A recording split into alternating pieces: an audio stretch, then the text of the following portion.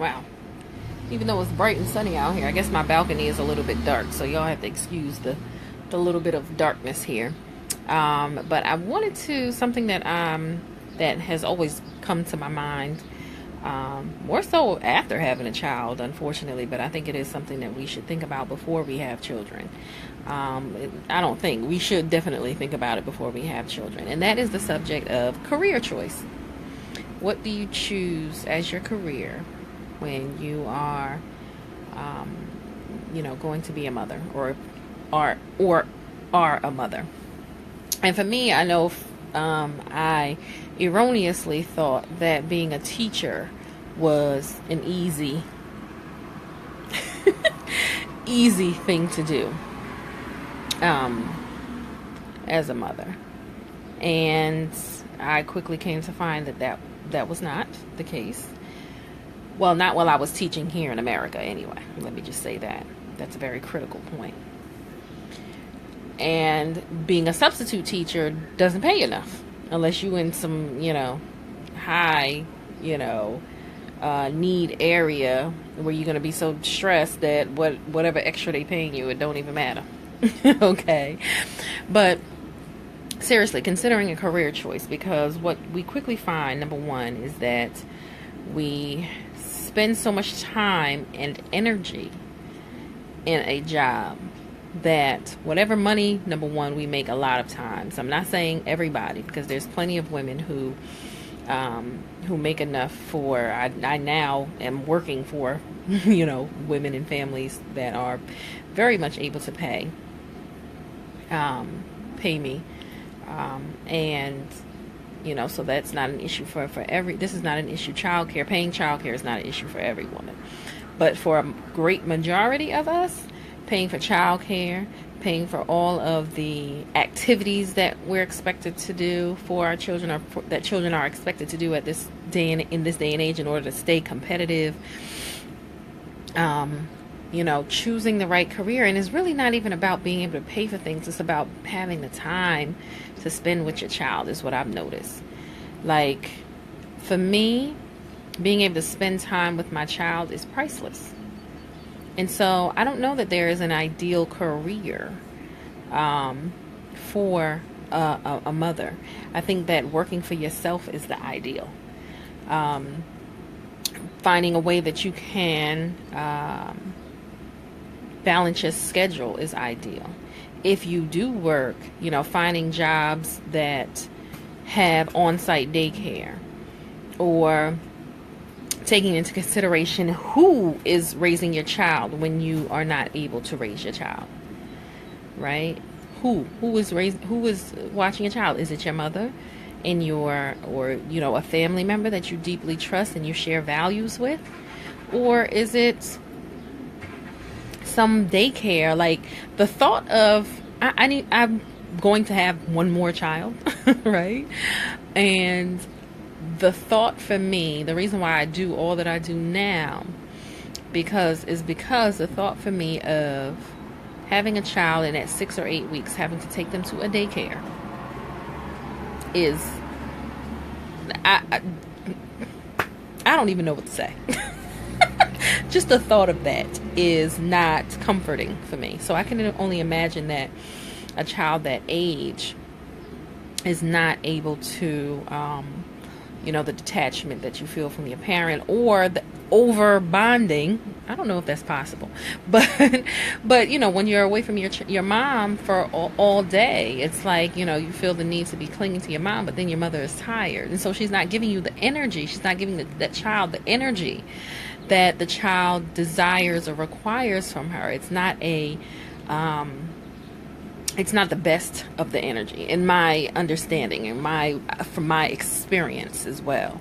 When you go out and you work all day and you're trying to make a living, and you may or may not have a partner that can fully support the situation, it is it's really something to think about.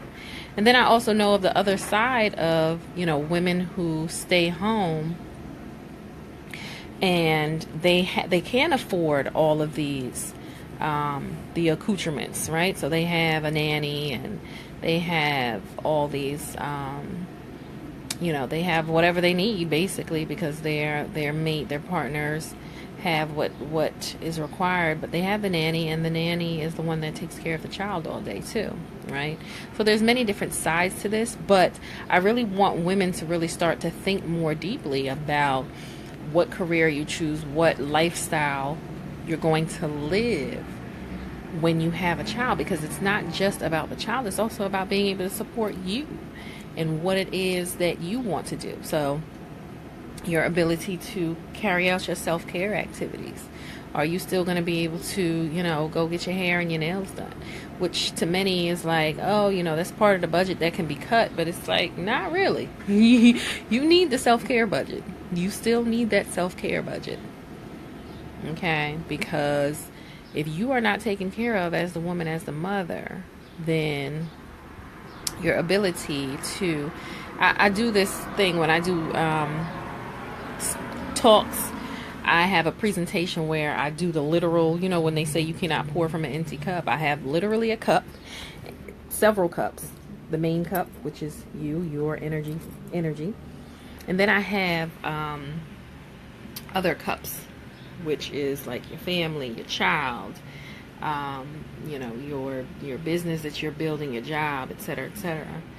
And I show like how you have to continuously fill up that cup in order to pour into these other areas. Not to mention your own healing, right? Not to mention your own healing that you have to still continue to facilitate. So your cup is probably not even going to be full when you start pouring.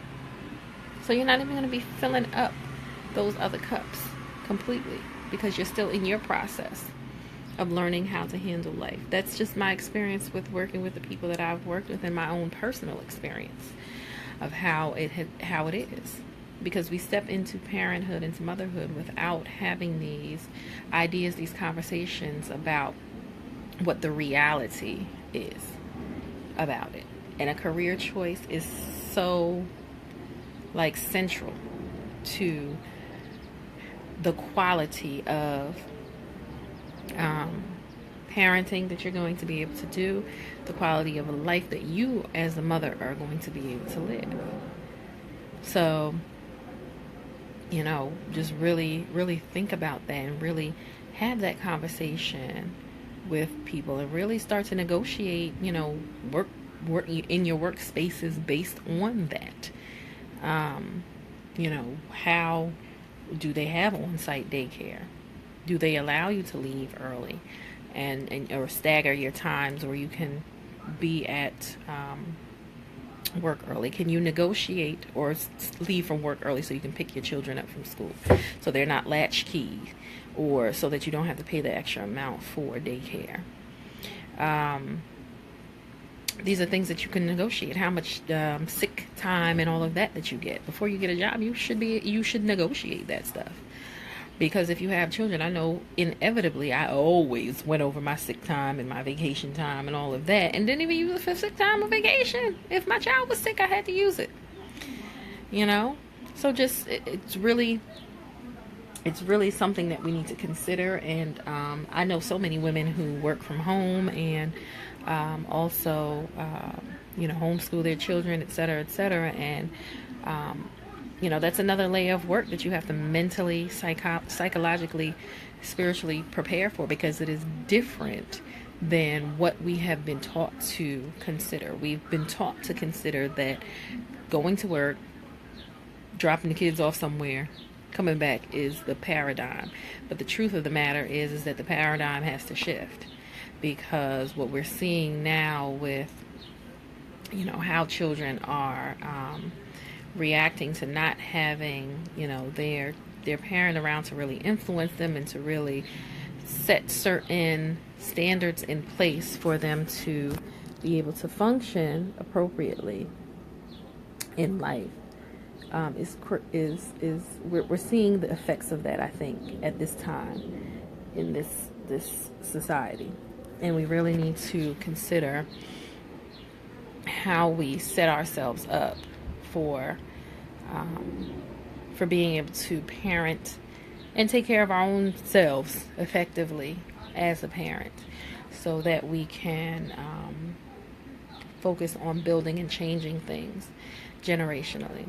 So I just wanted to come with that little blurb and, just talk about how important that is in family planning and understanding what it really means, because having children is not just, I'm going to bust this child out and I'm going to go to work and do it's no. That is what has been killing so many women lately, the stress, the mere stress. And as I said, I currently support families who need someone to, for example, watch their children or pick them up from activities, take to and from activities and things like that. And one, it's not cheap. Two, it's you need someone who is responsible, caring. Like it's not just a matter of fact thing. It's something that we need to consider deeply, and this is going to be like a very long part of my book that I'm writing, and this is going to be in the online course that I'm going to do for mothers and to consider mothering. And really it's introspective questions that I'm going to be asking, like, what is it that you actually want? Like, really think about that. I think that a lot of times we're so accustomed to doing a lot that we don't realize that we don't have to function that way. We can function in a way where we are doing a lot, but we're not stressed from it, right? Because women always do a lot. But there's a difference when you're doing things that you really love to do and really want to do. And, you hear, for example, superstars like, I guess Beyonce and these people saying how hard they work. Well, they're working and doing things that they want to do. They're not working at somebody's job that's getting on their nerves and stressing them out so that when they come home, they don't feel energized. Right? But that's what a lot of us are doing. We're running around and doing things that are not centered on our values, that are not important to us, and so it's draining us as opposed to giving us strength and energy, right? And so our career choice is so critical to our livelihood and our effectiveness as parents, right? And so I just wanted to come here and say that and talk about that a little bit. I want to get back inside because it's hot, honey. Okay.